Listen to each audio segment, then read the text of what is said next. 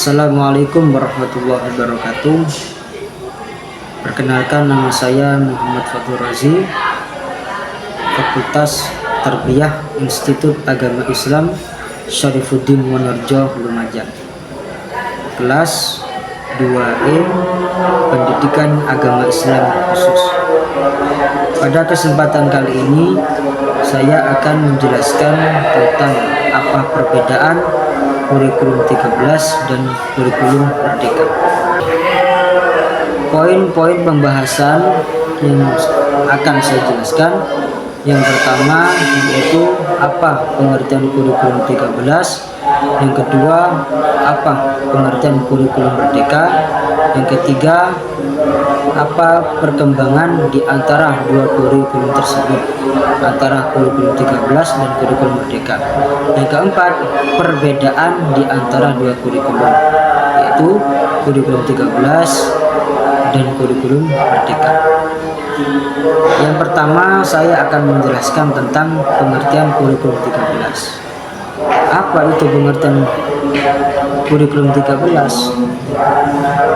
Di sini disampaikan oleh Ridwan Abdullah Sani tahun 2014 mengatakan bahwa K13 atau disebut dengan kurikulum 13 merupakan sebuah program yang dilaksanakan dengan menyederhanakan secara perpaduan otomatis serta memberi tambahan jadwal pembelajaran dengan harapan memberi dorongan kepada peserta didik untuk bisa konsisten dalam melaksanakan observasi, ikut aktif dalam tanya jawab, berpikir secara kritis, dan berinteraksi atas hasil pembelajaran yang didapatkan agar harapan kedepannya para peserta didik mempunyai inovasi dan kreativitas yang lebih baik lagi, sehingga kedepannya para siswa bersiap menerima tantangan global yang dihadapinya.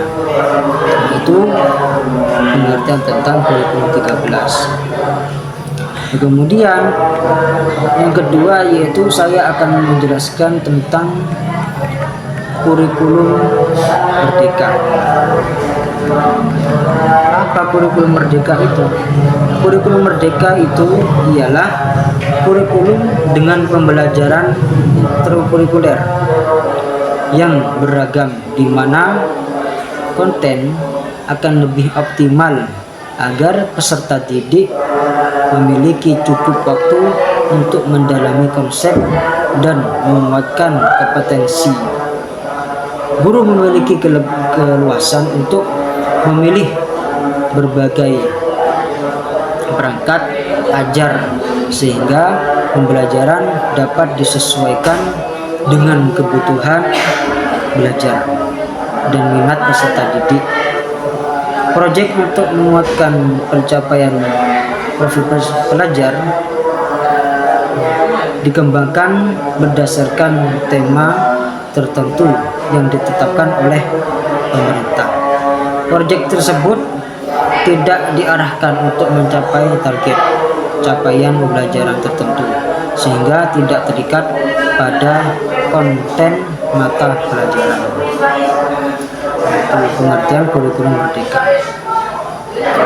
Nah, selanjutnya ialah saya akan menjelaskan tentang perkembangan kurikulum 13 dan kurikulum Merdeka.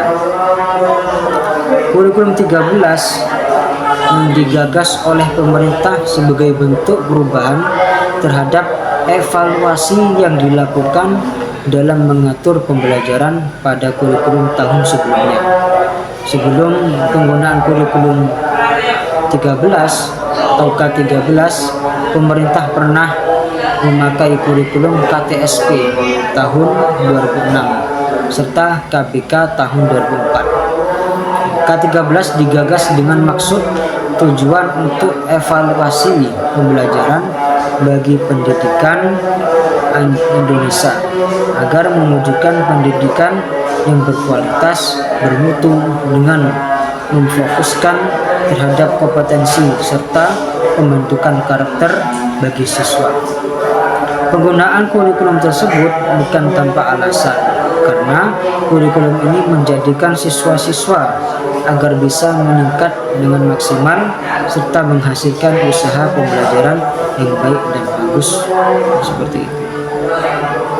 Nah, kemudian terbentuknya kurikulum merdeka atau kurikulum prototipe merupakan penyampaian dari evaluasi sistematis yang sebelumnya, yaitu K13 atau bisa disebut dengan kurikulum 13, yang bertujuan untuk mendukung peningkatan pembelajaran setelah membentuk siswa Pancasila dalam pembentukan karakter siswa. Satu, untuk jenjang pendidikan PAUD 5 sampai 6. Nah, ini perbedaannya antara kurikulum 13 dan kurikulum merdeka. Ya, pada kurikulum 13, ya, pertama teknik dan instrumen penilaian, yaitu pengamatan atau observasi, 2 percakapan, 3 penugasan, 4 untuk kerja, 5 penilaian hasil karya, 6 pencatatan anekdot, 7 portofolio. Catatan penilaian proses perkembangan dan pembelajaran anak akan diserahkan oleh orang tua. Sebelum diberikan kepada orang tua, penilaian dimasukkan terlebih dahulu ke dalam ringkasan penilaian mingguan untuk menarik kesimpulan. Itu untuk kurikulum 13. Sedangkan di kurikulum merdeka tidak ada perbedaan penilaian karakter, wawasan dan skill, metode serta waktu penilaian ditemukan oleh guru. Teknik dan alat penilaian termasuk, ya, misalnya observasi, kemudian catatan anekdot, kemudian foto berseri, kemudian yaitu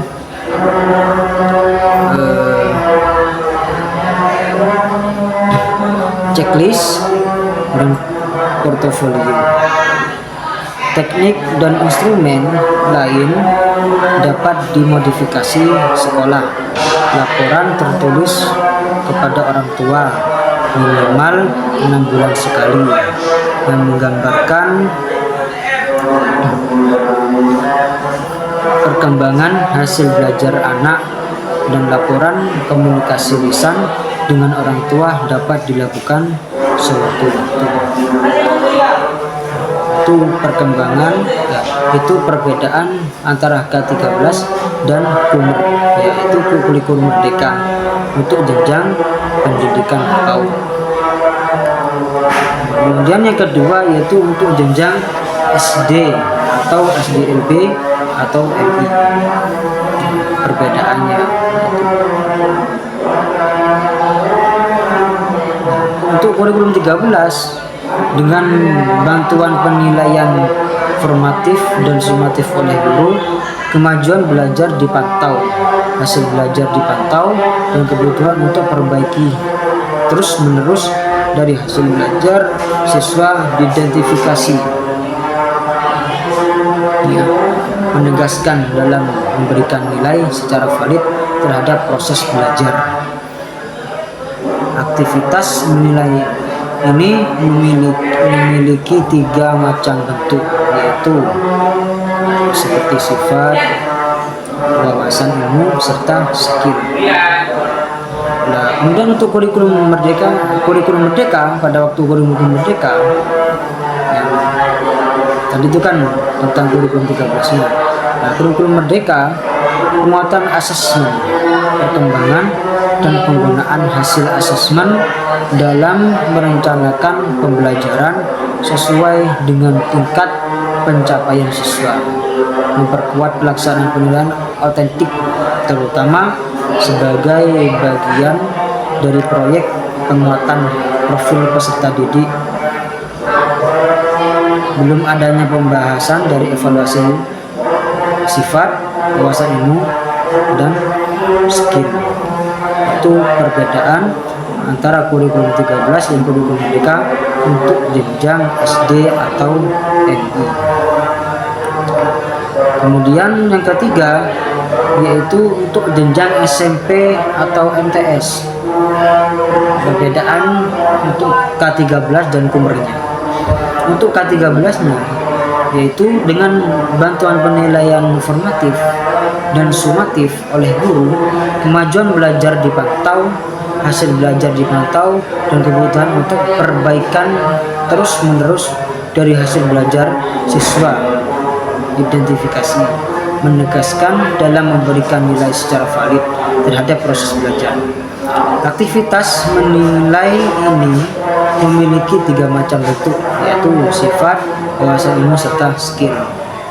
Dan untuk kurikulum merdekanya, konsolidasi terhadap evaluasi perkembangan serta bentuk evaluasi yang dihasilkan dalam merencanakan materi belajar yang sesuai dengan tingkat pencapaian siswa, memperkuat pelaksanaan penilaian otentik terutama sebagai bagian dari proyek penguatan profil peserta didik. Itu perbedaan untuk jenjang SMP MTS guru antara K13 dan kumernya.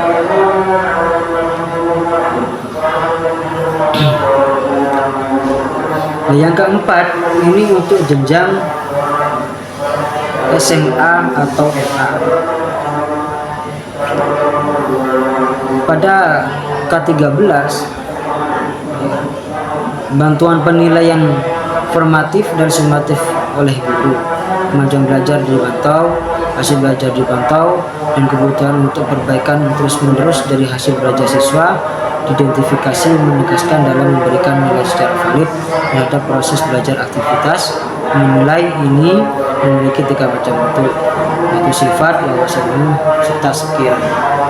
Lalu, pada kurikulum merdekanya, penguatan asesmen perkembangan dan penggunaan hasil asesmen dalam merencanakan pembelajaran sesuai dengan tingkat pencapaian siswa, memperkuat pelaksanaan penilaian otentik terutama sebagai bagian dari proyek penguatan profil peserta didik Pancasila.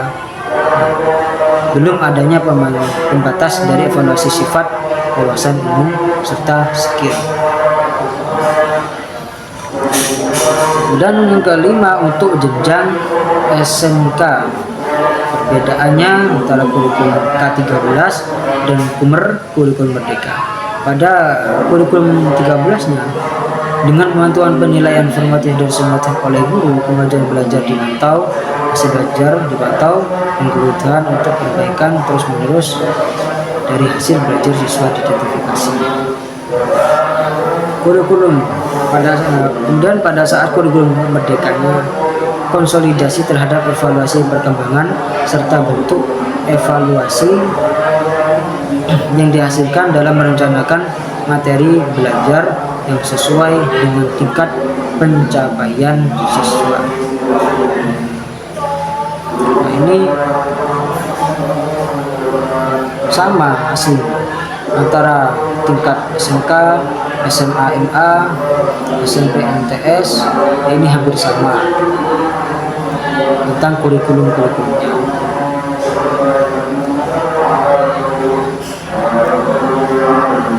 Antara kurikulum 13 dan kurikulum merdekanya.